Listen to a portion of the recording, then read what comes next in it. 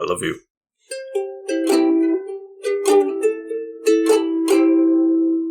Welcome back to the Couch Potatoes for a rather chill episode, I imagine. We're both pretty low energy tonight. Yeah, it's a bit later. The Green Traveler from Gorsh. And I am the Faceless Leon. And this is Green and Faceless on the couch. Happy Thanksgiving. Yeah. In America. Happy Thanksgiving. Excuse me. In the United States of America. Because Canada's still in America and they already had their Thanksgiving. Those weirdos. I disagree. I have heard their arguments about it. And, you know... I haven't, but it's America. That's all the argument you need. I think it's earlier November. I don't remember. I'm going to look it up just real quick. It's October 9th, actually.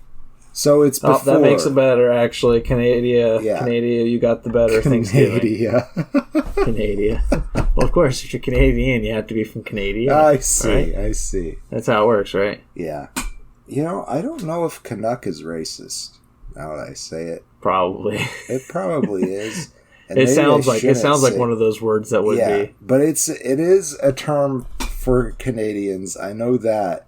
But now that I said it, I feel like maybe it's derived from anything that has like a hard consonant sound in it. Yeah. You can almost be certain. I feel like it might be derived from the Inuits, so maybe that's not okay. Ooh, yeah. I don't want to research that one. I'll research when Make an apology. Make an apology. I'll make an apology. I am sorry for even mentioning the term. I think you've uncanceled yourself. Congratulations. Thank you.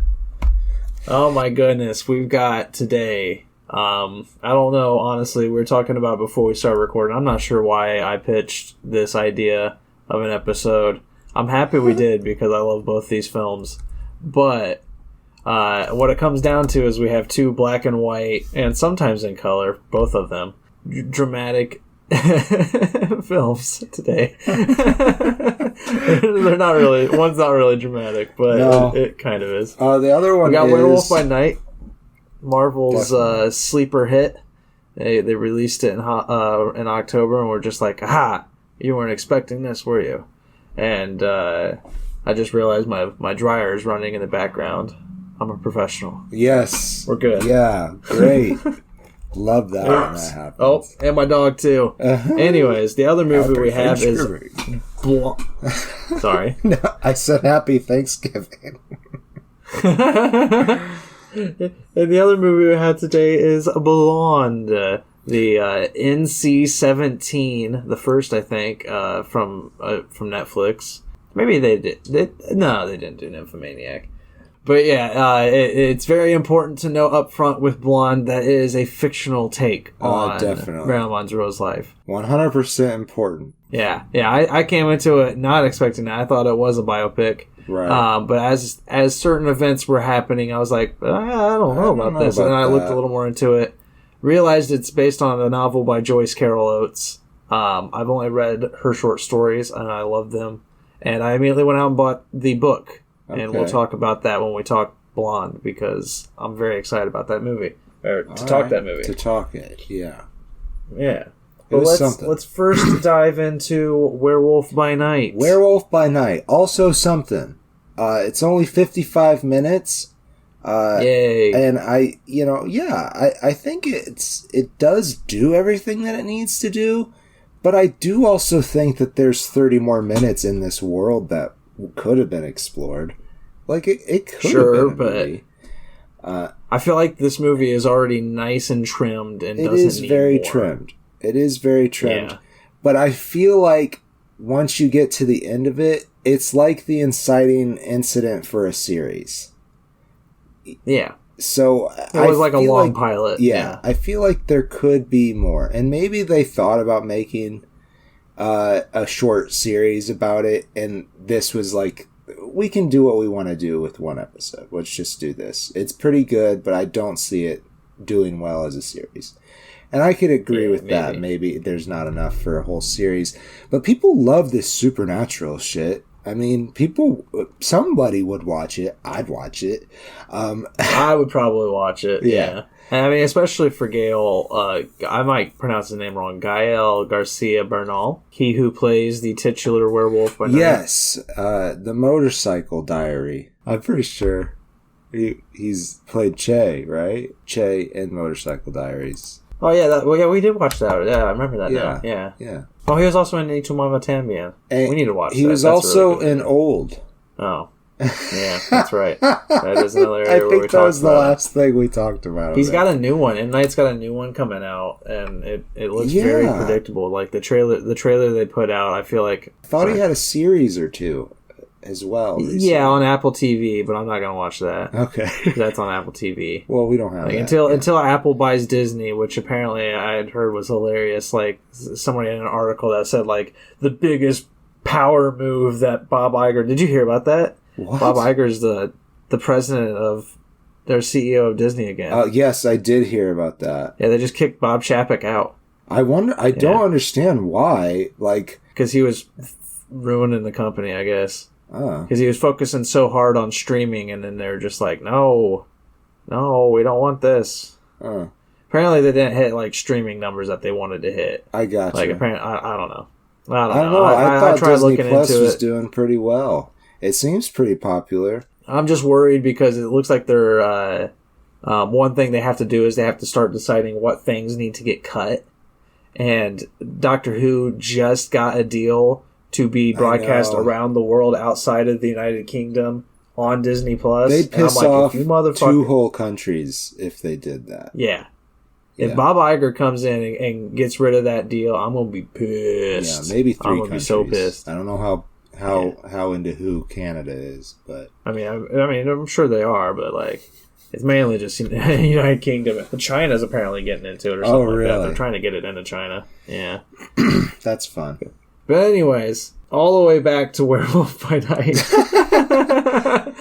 After the 10 tangents there. Yeah. And I'm sure there was a lot of hanging chads. I'm so sorry. I don't remember what all topics we were going into there. That's a hell of a topic to bring up.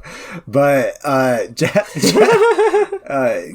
chads. Gail plays Jack Russell. That's right, Jack Russell, the Werewolf by Night. I've never read any of those comics. I've never even met that character in any of the comics. I went in blind, and I will say that you gave just a little bit of a spoiler, but somebody had to be the werewolf.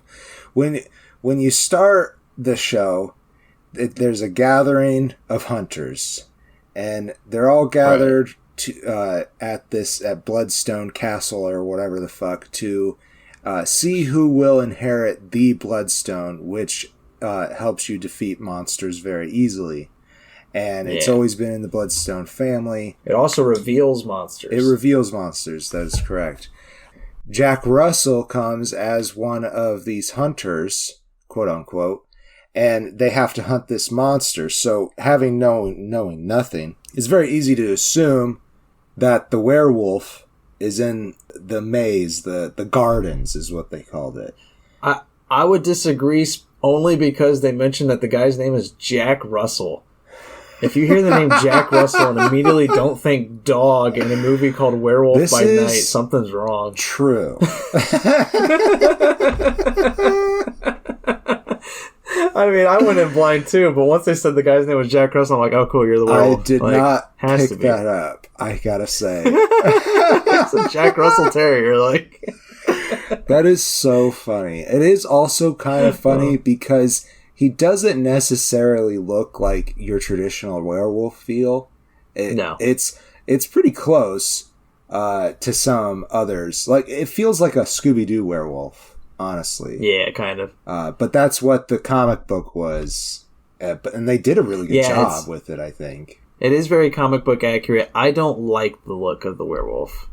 Because there is a very awesome scene. If you're going to watch this movie, again, it's only 53 minutes. Like, definitely go out and watch it. Because it's really, really short.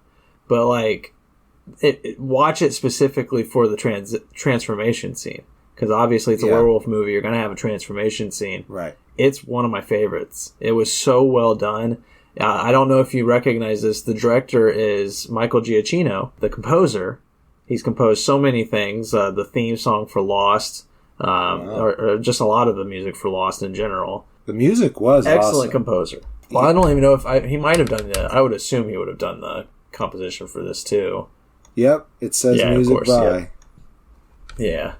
And this was his first directorial debut. Well, that's pretty He's cool. apparently wanted to be a director for a very long time. Like we said, it is very neat. It's very neatly cut. Tell the story that they wanted to tell. Not exactly 100% keen on the ending, to be fair, but only because it's all that we get. If it was a pilot, I would be satisfied by the ending. Right. But his directing during that scene, that transformation scene, is so fucking good. Yes. Like he knows exactly what to focus on, and he does it so well, and most of it's just done in shadow play.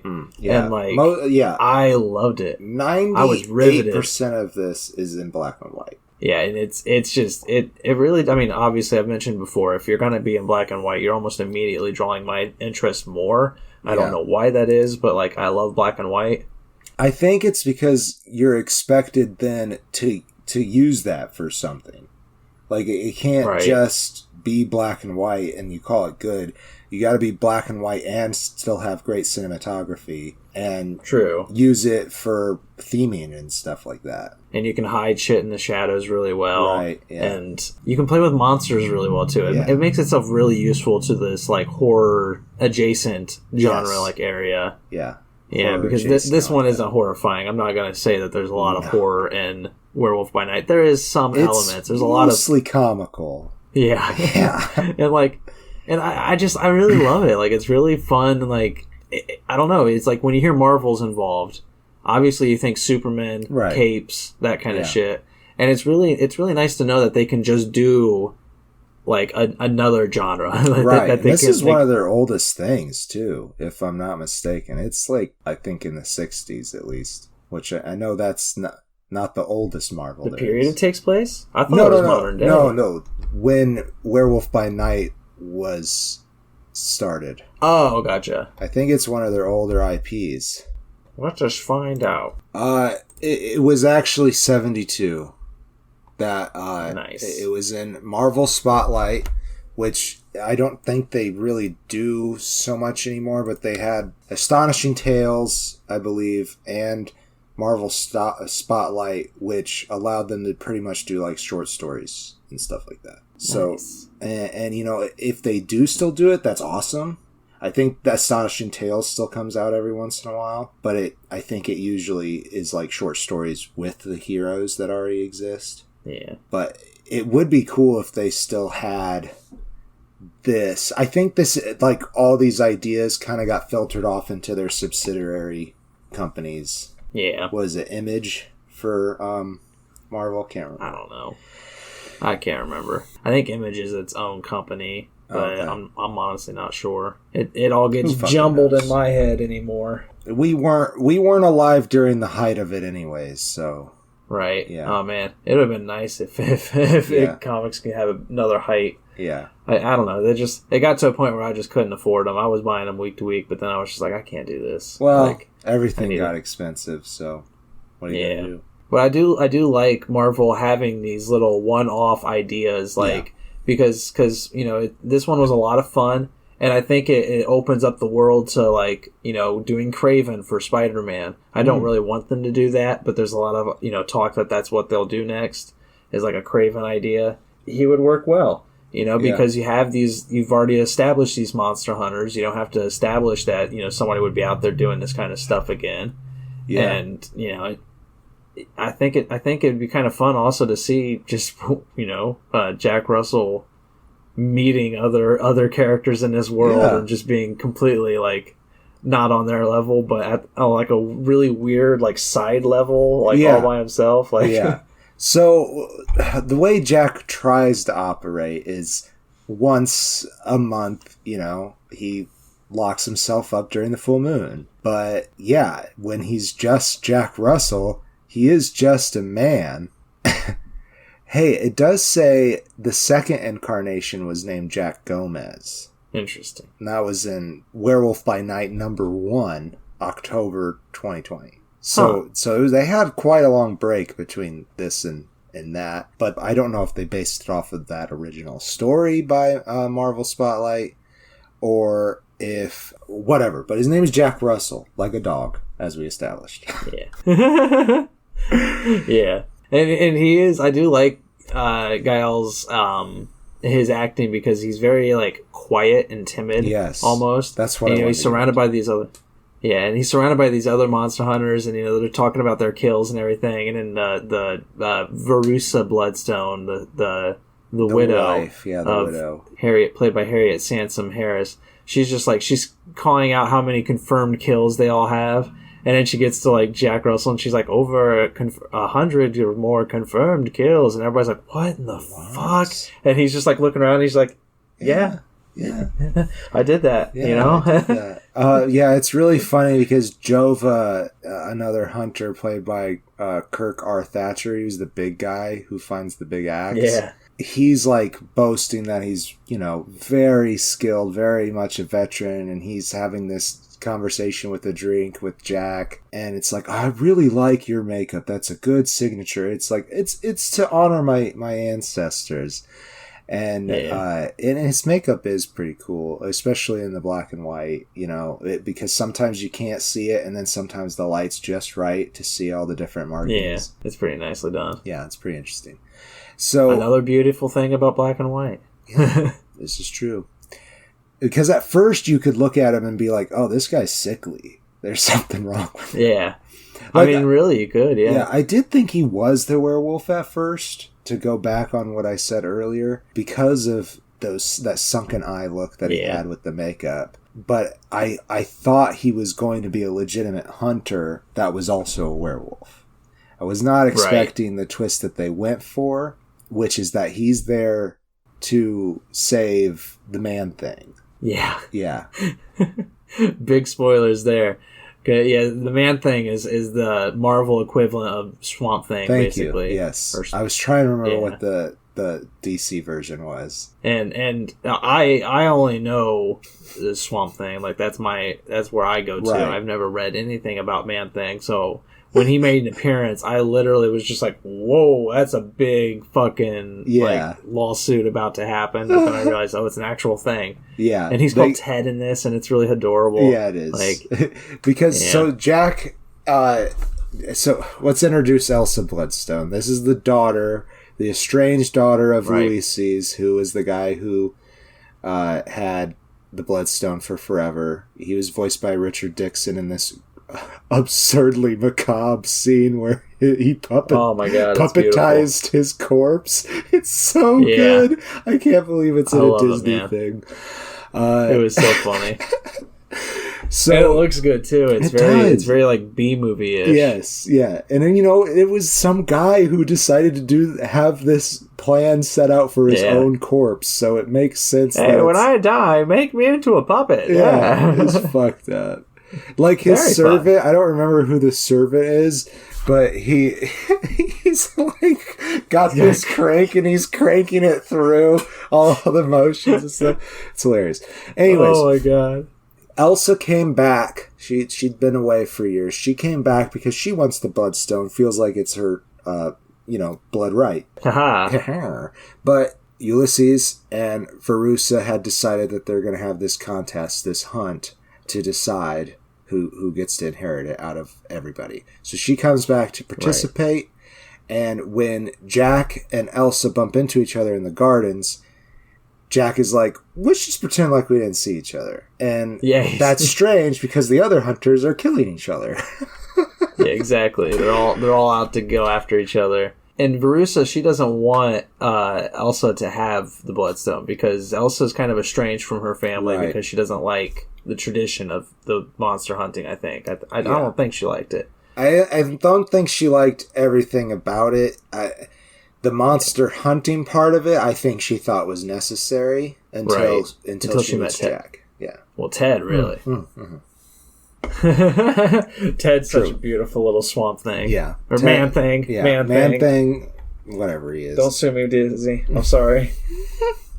But yeah, it's really funny though because I really liked Elsa. I don't know if you noticed whenever she comes across the other hunters, she uses their weapons to kill them. Oh, yeah. Like, every single one of them, she uses their stuff against them to win. And I'm just like, I was loving every minute of it. I'm like, this is so, like, that's so Laura Donnelly, if we haven't inventive. said. Yeah, I don't think we did. Yeah. Yeah, I'm not sure what else to say about this. I feel like we explained what happens, really talked about most of the beats. Like we said, it's short, but it's very worth watching. And, you know, if you love werewolf shit, you'll like it. If you like Marvel shit, you'll probably like it too. Best of both worlds. When's Blade coming? Apparently they're pushing real hard for a rated R rating. It does. It actually, it fits really well into that world, that Definitely. segment of Marvel. Definitely. You know, so that's like, I am kind of more excited for Blade now. Yeah. And you know, I'll give this one 3 stars. I really enjoy it. I think as a directorial debut for Michael Giacchino, it's fucking amazing. Like, congrats, dude. I'm really excited to see you direct more. I mean, I'm always excited for his music because his music is always amazing. Yeah. I mean, he's been something, you know, one of the composers that I love, like, for years, ever since Lost, at least. But yeah, definitely go check it out on Disney Plus. Like, just really fun like horror movie, like a little silly comedy, a little quick one. You'll like it. Yeah, I give it a face. Yeah. That's how I rate my movies. If you're new to the show, because I'm faceless, and I give movies face when they feel like a fully competent movie, because watching them makes me feel like a fully competent person with eyes.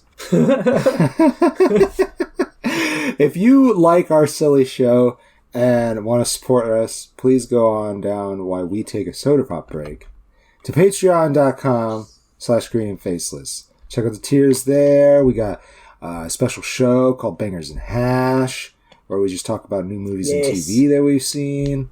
Which, you know, sounds like what we're doing right now, but it's like a lot more compressed. And we also have some voting and movie suggestion options for the show. So please go check that out. Love you, Couch Potatoes. We'll be right back after a break. I love you. Bobby Cannavale. Dude, how is it that whenever we talk about somebody that I hardly know, like an actor that is, like Bobby Cannavale, we immediately talk about another thing that they're in? And what did we talk about him recently in? What was it? I don't know. I remember the name. Was he in... Been in a lot of stuff. Like, was it a TV show we watched? Is he in Blonde or the other show? There he is. He was Joe DiMaggio. They just called him ex-athlete in this. On Man, IMDb. none of these things... That maybe they couldn't get the rights to portray him or something.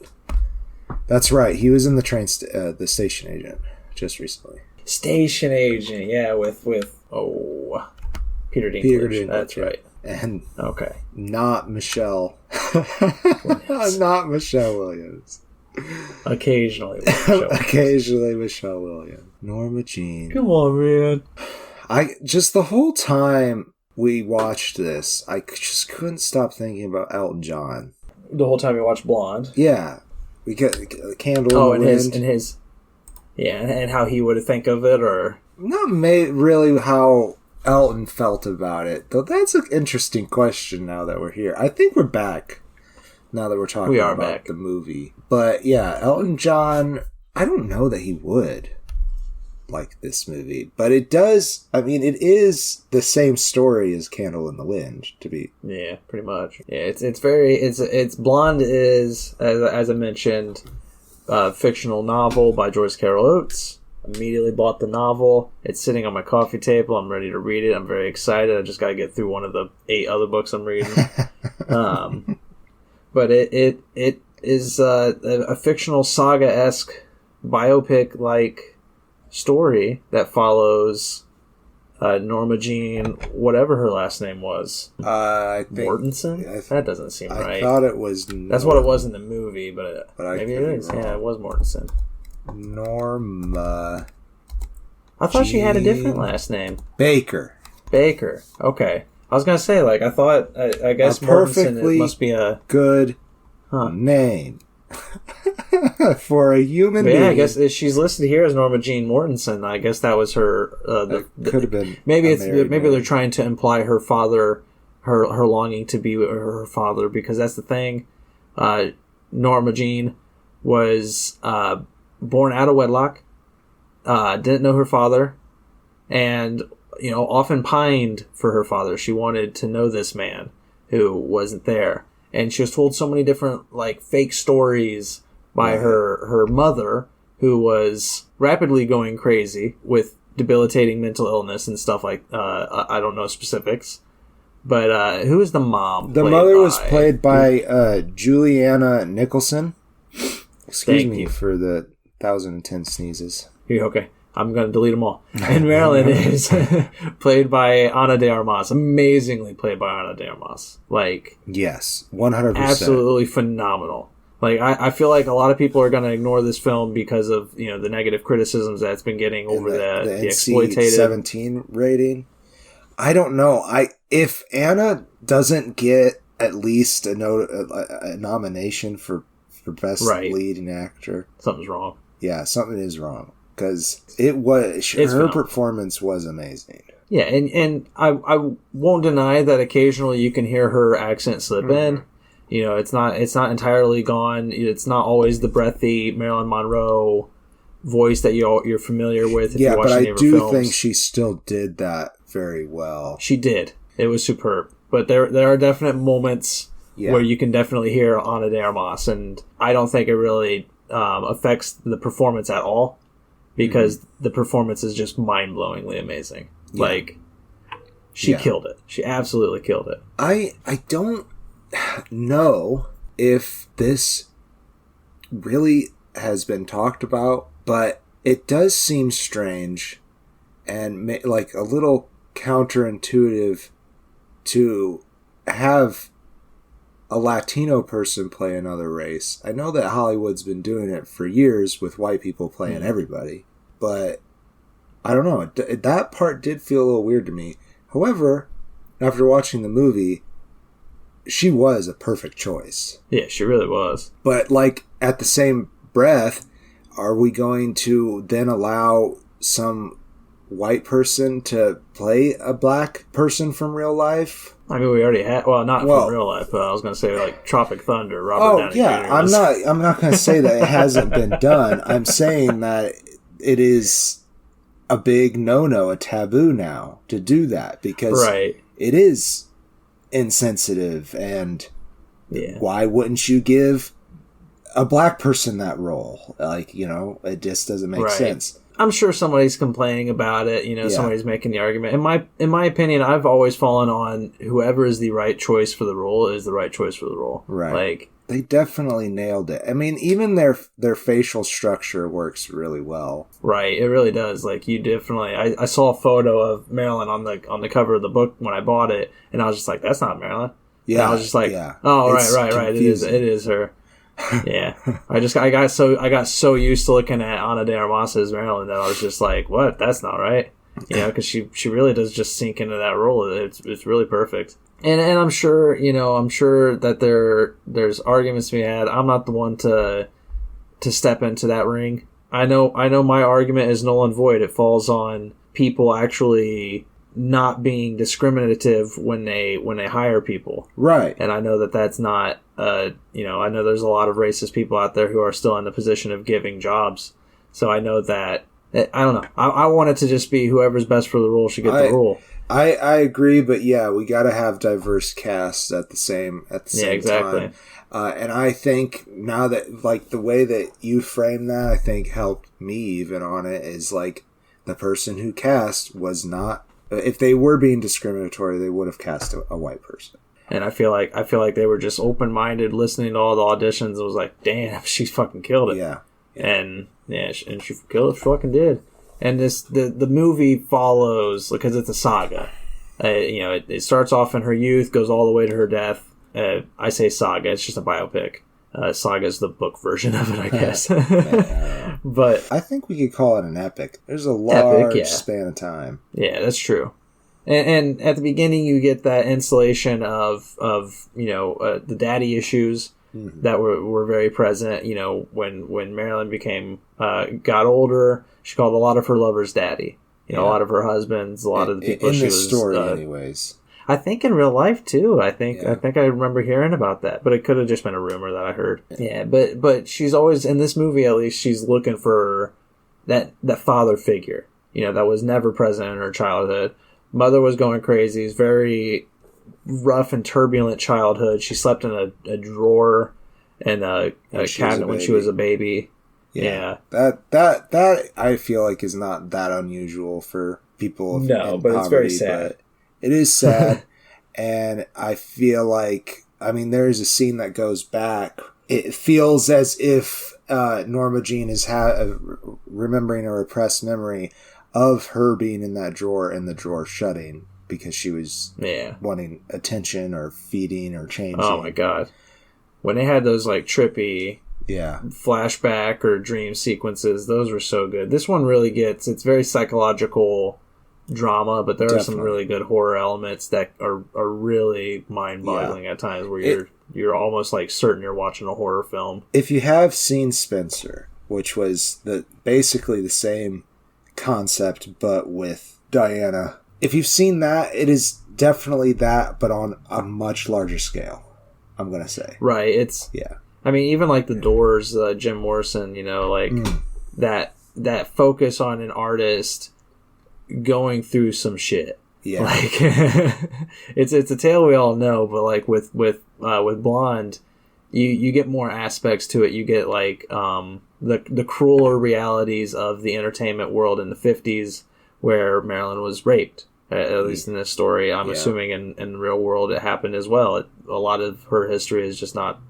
known. You know, a lot of it happened behind closed doors and stuff. And this is not explicitly said, but I just want to put it out there as my own theory. I feel that is implied that is the picture that she was told was her father was that man who was much older. That was what man who was much older? The producer that raped her. Oh, really? Yeah, because he had the same mustache. Like he had a fedora on in the picture, so it's hard to say. But they said he worked in the industry. Yeah, that producer, by the way, is Mr. Z, Daryl F. Zunick, played by David Warshawski. And I do believe it is known that he was a rapist, that he did use his job for power. I believe I remember reading that a lot of his indiscretions came out. That sounds like a bad word, indiscretions. You know, it's not. A lot of his sins. His moral sins. Indiscretions makes it sound like it's okay as long as nobody knows about it. Yeah, it makes it sound weak. It's not. Yeah. It's very gross and disturbing. His wrongdoings. His moral sins. But like a lot of those came out during the Weinstein revelation. Gotcha.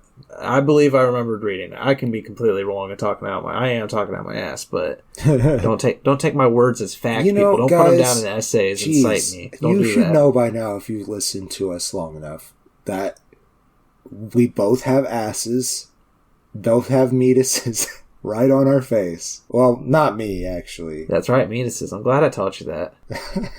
Yeah. I'm still an ass face.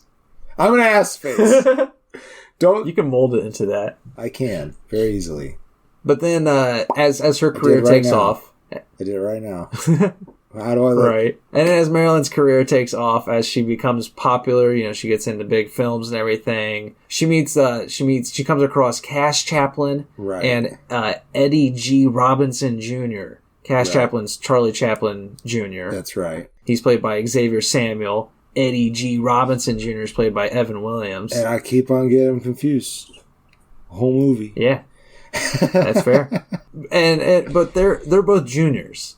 Right. You know, Charlie Chaplin Jr., Edward Robinson Jr., like, they're both named after their fathers. They have their father's legacies over them. Right. And, you know, they feel the weight of that. One of them is Charlie Chaplin. So. Yeah, that's right. The other one is Edward Robinson. I don't really know Edward Robinson, honestly. I feel like Charlie Chaplin's I don't either, legacy, but at the same time, I'm sure he was something. I'm sure. If this kid was worried about his legacy, He was an outspoken public critic of fascism and Nazism. Well, then, see, his dad was cool. That's pretty good. Well, so was Charlie. You saying Charlie Chaplin wasn't cool? Charlie Chaplin was pretty cool. I don't really know enough about either person's personal lives. I'm sure they have reasons to have been canceled somewhere. I'm sure. I mean, Charlie Chaplin did get kicked out of the United States. Right.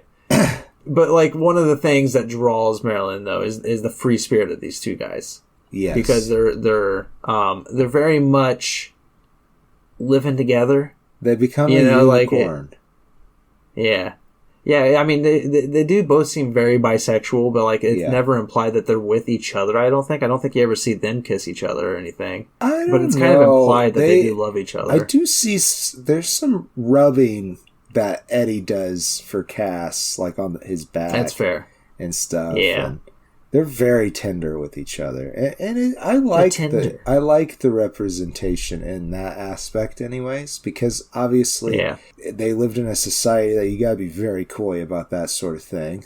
And I looked into it a little bit, because I was very interested. I was like, did Marilyn actually have this like three-way relationship? And there's no evidence, of course, to really back much of it up and all that kind of stuff. There is evidence that she dated both of these people at one point in time, I guess. Okay. But like a lot of the story built around them is just fictionalized. Gotcha. But it is the basis of the backbone to the story. Yeah. Because, this is where she starts to grow. This is where she starts to try to step out, to step out against her agent, her like the person who's like producing her and all that kind of stuff. Because when they find out that, when she's seen in public with these two, and they're doing like crazy things in public. They go to a movie theater and to one of her films even, and just basically make out in the theater. Yeah, they make out. They I don't know what they publicly masturbate her. Oh right, yes, that's true. Yeah, foreplay. Yeah. They do foreplay in the theater. Yeah, they finger her. I was trying to finger her. Thank you. I was trying to think of like a good way to put it. It's an NC-17 movie. There's sex in it. It's very raunchy. There's a lot of sex in it. And there, as because I was talking to you after I had watched it, that part's consensual. It's very, there is a lot to say about exploitation with Marilyn and everything. But here it's an expression of freedom, an expression of like, growth and excitement and like loving life. And she's having a good time. But then her agent and everybody steps in and it's like, you can't have this image. Yeah. You gotta stop. Right. And, that's when she straightens up a bit. She leaves her friendship in the past with both of them. And she meets Joe DiMaggio, amazing baseball player, played here by Bobby Cannavale. Yeah. So I'm just making sure before we move on, are we keeping out the baby stuff? No, I was going to talk about that later. That hasn't happened yet, though. Yeah, really. She got pregnant with either Cass or Eddie in the story. Oh, that's right, where it all starts. Yeah, that's right. Yeah, and then she had an abortion, and halfway, right before the procedure, she was just like, she got a little scared. She's like, she didn't want I don't want to do this. But she said that before they even put her on the table, before she even got back to that room. So it was very upsetting that it still happened. But the way that scene happened too, it was still like, even though it was before she was on the table, it seemed a little trippy, as if she was already under the influence of something. Yeah. So it already felt very much like a dream sequence. Like you don't know if any of it if was actually happening or if it was just in her head. Yeah. If it was an excuse she was implanting to make herself feel better for it or whatever. And that's another, argument to be made against the movie. I know a lot of people have watched this and they've complained about the exploitation of Marilyn. Right. They've also complained about the abortion aspect of this film, because it does seem a little, in some people's minds, they can see it as anti-abortion. The term is pro-life, which I wanted to bring that up because, we're pro-life. Everybody's pro-life. We all want life to exist in this fucking world. We just want people to have the right to do with their own goddamn body what they want. And sorry, I will get off my soapbox now. But yeah, that is a running another theme is Marilyn is because the reason she got the abortion was because she was seeing her mother in the mental institution, and she learned or had heard through rumor or whatever that what her mother had could be hereditary, right? And she was very terrified of passing that on to a child or anything, right? Or turning into an abusive mother as her mother was. Yeah. Yeah, I think exactly, that was more her concern. Yeah, and it that's kind of what drove her away from the juniors. Yeah. I had forgotten that was the inciting incident there. And from there she met Joe DiMaggio, Bobby Cannavale, and she wasn't really like enthused about that in the relationship, at least in this movie's opinion. Yeah, not at all. I think at the time what the writer is trying to get across is that she had made this decision that basically helped her in her career and her public view, because keeping the baby, even though it was something she really wanted to do, would have made her career basically impossible. So she's already made this decision. Why not get in with the athlete, who I think is what he's credited as? I wonder if they couldn't get ex-athlete. That's right. I wonder if they couldn't get the rights to portray Joe DiMaggio or something. But anyhow, it is a pretty negative light. Yeah. I mean, he really is trying to be dominant in her life. Like, he's like, you can't do this. Jealous, you shouldn't do this. Abusive. Yeah. All that. She does the iconic the wind blowing up her skirt kind of thing. I can't remember what that. I don't remember what the movie was either, but yes, everybody knows what you're talking about. Yeah, exactly. She did that iconic scene, and he was pissed. Definitely. Like, beat her. Yes, and was just like, she had filming the next day, and that's when she divorced him. Yeah. So about what I was trying to say is that Norma Jean, she already made this decision for public image sake. So she thought this athlete is a good choice. He also wants to be a politician or something like that. So, it might be good to be his first lady / the biggest woman in the world. But did not work out, as we said. And then she meets the playwright. Yeah. Adrian Brody. Good old Arthur Miller. That's right. And they do drop his name at least. And I really like, I know I've read, I'm pretty sure I read The Crucible. I think that's what I read by Arthur Miller. Death of the Salesman. I've read that for sure. Okay, yeah, I definitely. And The Crucible. I don't know if I actually read Death of a Salesman, Yeah. I know I've read The Crucible. That I've definitely read. I'm pretty sure I've read Death of the Salesman. I just don't remember it. But, I really enjoy Adrian Brody's performance. Definitely. It's very, it's like an actual good relationship for Marilyn. Yeah. Because, she is seeing herself on the screen. She's seeing this persona, Marilyn Monroe, just dominating her life. Yeah. And she's seeing Norma Jean completely disappear. Yeah. And it's, it's kind of terrifying for her. It's a little traumatizing. Yeah. She can't separate the two. But with Arthur, she's kind of able to, because she she's able to read and discuss things with him. Yeah, and they're both falls in love with her intellect, and I love this movie for that they showed that she was a person. They had other traits of her being a human other than just her flesh, which is what we were given. And that's what that's what Marilyn was. She was this big sex pot. It's everything was so sexualized about her. Yeah, and and that image itself was exploited, and that's kind of it's a huge message of this movie. Yeah, definitely. And I agree with you. I enjoy that they took the time to develop the Norma Jean. Yeah, to show 100%. That there was this aspect that was just lost in the limelight. Right. And she gets pregnant again with Arthur Miller, and she's very excited. She's very happy. Things are going well in her life. She's also starting to have these delusions or hallucinations. At least you could interpret it as that. But she starts talking to the baby.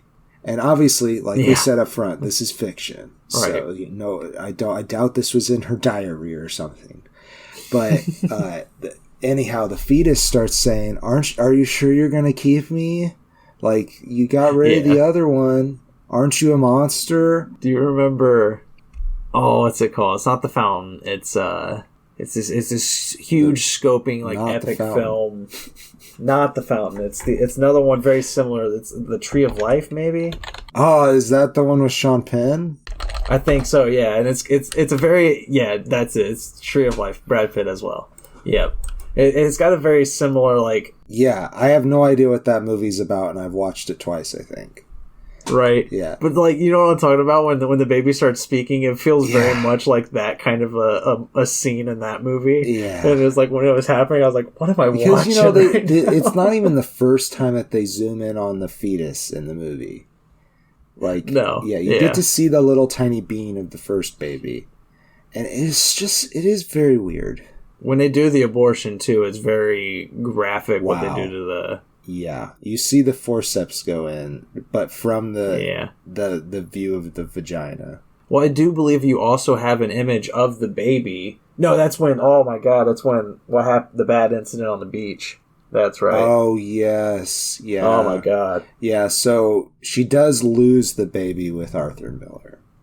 And that is a very sad scene. Very sad. Yeah, she's carrying a tray of goods out to the beach to Arthur, to some friends of theirs, and trips and falls right on her. Oh, it's just an awful scene. Yeah, and it's awful. Yeah, there you get a very, very graphic shot of the baby, and something awful happens, and it's very. Oh, that can be traumatizing. If trigger warning for a lot of people out there on that kind of stuff. Definitely. Speaking of trigger warning, when magic touches stone is technically done. Oh, really? Yeah, it's been done for a couple weeks, but I got so distracted with work because it's been wet and wild there that I have not researched what we need to do next. But I do think that it is time that we can say, hey, we have a short film and we would like to share it with you. It is extremely dramatic and a primitive fantasy, I'll call it. Written and directed by myself under my human name, Blake Christ. And we will keep you updated on what we're going to do with that. But we hope it excites you to hear that. We'll definitely eventually release it on our YouTube. Maybe have like a premiere event or something. Yeah. I don't remember what I was talking about now. And if you want us to do more movies, I already pitched Patreon, but if you end up liking this movie that we make, the money from Patreon will hopefully eventually allow us to do more projects like that. That's all I want to say. Yeah. I don't remember what I was talking about. Well, we were talking about this movie, Blonde, and it was about the baby. That's why. Oh, the sad baby. It. Yeah, the sad baby scene. Yeah. Yeah, so trigger warning on that. And then also just to go back to the daddy issues, there's another running theme throughout of Marilyn or of Norma Jean getting letters from her father. Yes. There's this figure impersonating being her father. I say impersonating, but it seems very obvious to the viewer that it's not her father. Well, I don't know. I don't think at first it felt very obvious, but then it just kept on happening. And then I started thinking, oh, this is some kind of deranged fan fucking with her. That's what I thought at first. My first thought, because she was getting it with a bunch of fan letters and everything like that, and my first thought was, this isn't your father, it's just a crazy fan, but she is so gung-ho on this idea that it's gotta be. And it really, really fucks with her.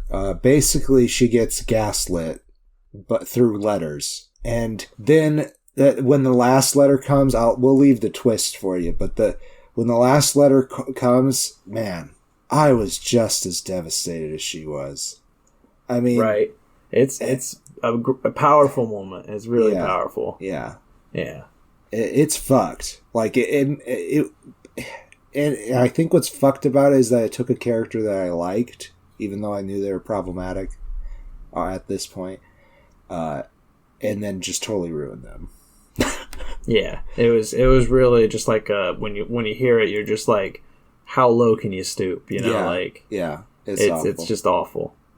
But it's very powerful, and it comes right after another another moment, because this movie's hugely controversial. Like that's the thing, is like you got to know going in that what you're going to watch is fictional, but it's also very controversial because it comes after a scene involving President JFK, just called the president here. Yeah. And it's just a hard scene to watch. It's very awful. It's another rape scene, I will say. Yes, it is. It might be, well, I mean, because he's using his power, it definitely is a rape scene.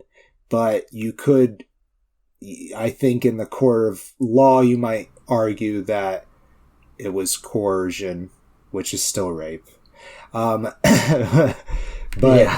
anyhow, like he keeps on asking her to do it while he's on the phone, and he's the president. Yeah. So, and he's not asking either. No, there's no question in his voice. He is saying, like, "Go ahead, words sweetie. are Don't like, be shy. Get more comfortable. Yeah, don't be shy. What are you doing? Come on." Yeah.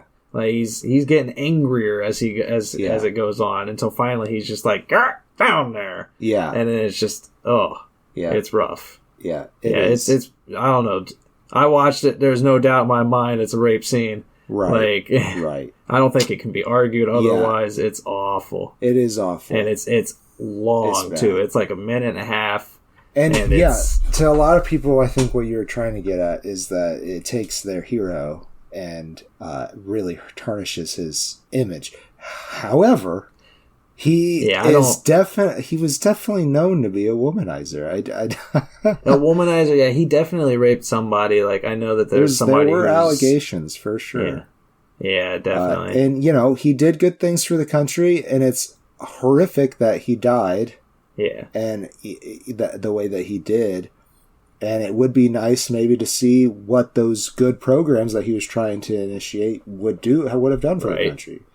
LBJ tried. Implemented already, but it's all I was really getting at though is that it's like when I'm implying that enforcing that it's fictional is mainly from the fact that there's a lot of conspiracy surrounding the presidents. Right. This movie does not cover a lot of the conspiracies. It covers one specific one, and that.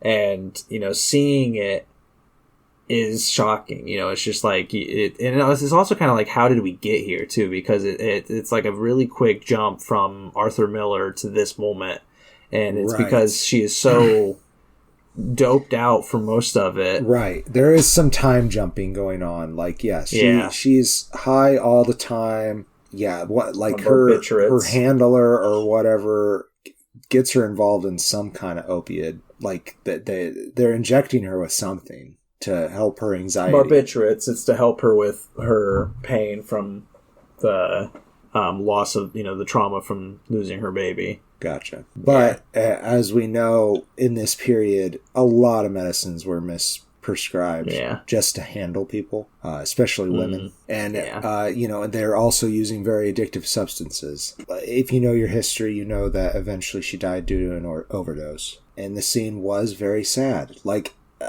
literally, we were going to record right afterwards for me watching this. Not this episode, but a different episode. And I was already willing to go, like, before those last 10 to 5 minutes. Like, it really fucking messed with me a little bit. And it has something to do with those letters, by the way, in this fiction. Right. I feel like with 20 minutes left of this movie, it's a long movie, too. It's like 2 hours and 40 minutes, Blonde is. Yeah. So we that was another thing. When I think that was another part of my brain was I like the duality of a 53-minute film and an 2 hour and 43-minute film. Like I don't know. This movie, this pairing just did not work well. I'm realizing it now. They're not similar films at all. But not at all. But they just both have black and white. Exactly. That was the only thing my brain. There are a lot of more colored scenes in this. 100%. There's a lot of stylistic choices. They change aspect ratio a lot. They changed from black and white to color. Like there's so many different styles that are on presentation. Who was the director again? Andrew Dominic.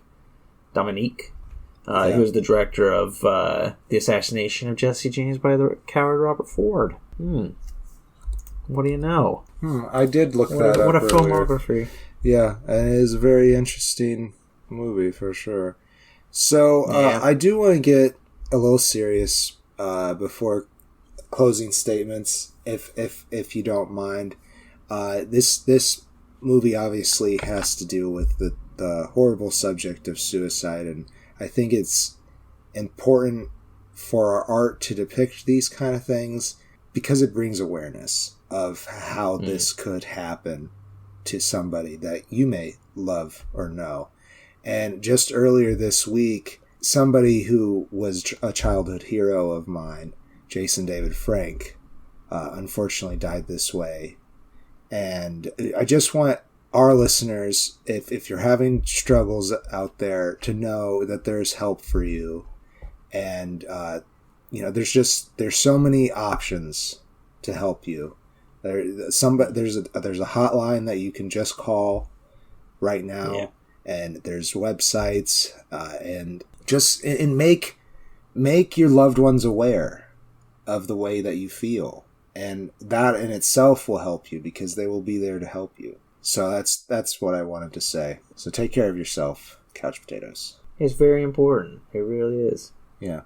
And that does make this movie hard to watch. I guess just to wrap on it, it's fucking beautiful. Like I've had to talk to a lot of people about this because there's a lot of people I work with who are like, should I watch it? And I've told them all that my official review of this film is it's fucking beautiful. I absolutely loved it. It's goddamn disgusting. Don't watch it. Yeah, that's fair. Because it's a hard watch. It really is. Yeah. And it can be very psychologically effective. Yeah. And it's amazing in that regard. As a film, this is incredible. Yeah. Like, I would give it 4 stars, but I don't think I'm going to watch it anytime soon. Yeah, it's stuck with me. It's hard to watch, but the cinematography, the acting, it's just very powerful imagery. It's very powerful. Yeah. And I really, really, really do enjoy it, but I can only give it 3 stars because I don't think I'm going to come back to it. I do think that for a film whose message is about the exploitation of women and of Maryland itself, it seems to go out of its way to exploit them. Yeah. For its own advantages. And I get it. Those scenes are incredibly powerful, and I understand what Andrew Dominic was going for, and I do applaud him because I think they make this film even more lasting. But at the same time, could have been a little more coy. I don't really want to go into a movie and see rape. Yeah, it is just much more explicit than it had to be. They could have went for rated R. However, like you said, it's kind of a conundrum, an enigma. And maybe that's what the director was going for, the shock value of it, to bring awareness to the issue. But I think I would have been more comfortable with that if maybe it came from a woman. Maybe, yeah. It would definitely have felt like a different statement, but I feel like I still feel like Andrew Dominic delivered a really good message. Yeah. Like he really is trying to, like, it made me go out and buy the book. Is it true? Like the day after I watched it, I was immediately like, I want to read Joyce Carol Oates' story because I want to read what she, how much it's like this movie, if it's like it at all. I'm sure it is. But I'm fascinated by it. It is interesting. It does make me more interested in the actual person, I would say, than reading this book that I know is fictional. I read the intro, and Joyce Carol Oates does give out 2 or 3 biographies that she would recommend. Nice. She's like, if you want the actual life, this is what I used to write this book. And I'm like, Awesome. Well, yeah, I might check out a biography sometime. That's a little bit harder for me to pick up multiple books at once. But anyhow, I don't think I said I give the movie a face. I did really enjoy watching it, but man, it is a hard recommend. If you love Marilyn Monroe, I maybe would recommend it, but God, you got to know it's fiction. I think that's one of my biggest complaints is that I knew it was fiction going in. I feel like it needed to have a title right at the beginning. Right. This is a fictional depiction of the life of Norma Jean Baker. Yeah, something. Yeah, that's all it had to be. I feel like there is a possibility that Andrew Dominic might have thought that would cheapen his art in some way, but I think people are just too stupid. Norton, I did that weird thing because Norton decided to open up a tab on my browser, and I was like, "What the fuck is going on?" It was like, "Hey, you got trackers and cookies. You want to take care of those?" No, I agree with you. People are just a little too stupid sometimes to know what's fake and what's real, and this movie definitely needed something like that. And I do want to point out that I think it's kind of funny. I know we've said in the past, or at least I've said in the past, like when talking about we never did Bohemian Rhapsody on this show, but I know I've talked about it before, where I don't like that movie because it's not true. It's not being as entirely truthful to his story as it possibly could be. It's not showing all the facets of this man. It's showing only the facets it wants you to see. Right. And I think I've said it on when we talked Rocket Man. Wait, did we talk? I don't remember. Maybe we didn't talk Rocket Man. But I recall watching Rocket Man, but I can't remember if we did it on the show or not. But I know I've talked about it where it's like, I like that kind of film because it lives up to the legacy of its hero, of its artist. And also he was heavily involved in that project. And he was involved. Yeah. And it showed all the facets of his being. And that's the thing with Marilyn is it's like, or with Blonde, is it definitely lives up to the legacy of its central character. Anyway. Yeah.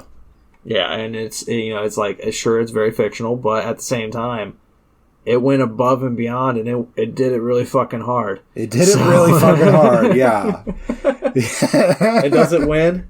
Does it win? I think, honestly, it's easier to recommend Werewolf by Night, but I think as a film, I love Blonde. Like, it's definitely going to hold a spot in my brain for a long time. Oh, that's for damn sure. I cannot argue with that. But just on pure recommendation factor, I think I'm going to split it and give it to Werewolf by Night. Because there's things about Blonde that left a very bad taste in my mouth. And so that makes it hard to give it the win. Even though it definitely had a lot more effort, a lot of things to make the project happen. And the acting is just phenomenal. There's a lot of really good about Blonde. There's just a lot of really bad too. So it's hard for me to recommend. Werewolf by Night wins it for me. It's it's easy entertainment. It hits a lot of humor tropes that I enjoy. So it's nice. It's a really well done film. They're both really well done. Yeah, and I'm happy we can split it that way because I want to give both films the recognition they deserve. Yeah, and there we go. And another thing, 1 hour versus 3. Yeah. Dude, it's literally like Blonde is like the exact same length as Black Panther: Wakanda Forever. Oh, really? And then there's another film. I sadly didn't get to watch it, but not Charlize Theron. The other one. Kate Blanchett. Okay. She's in Tar. Which is a fictional fictional biopic. Yeah, about a composer.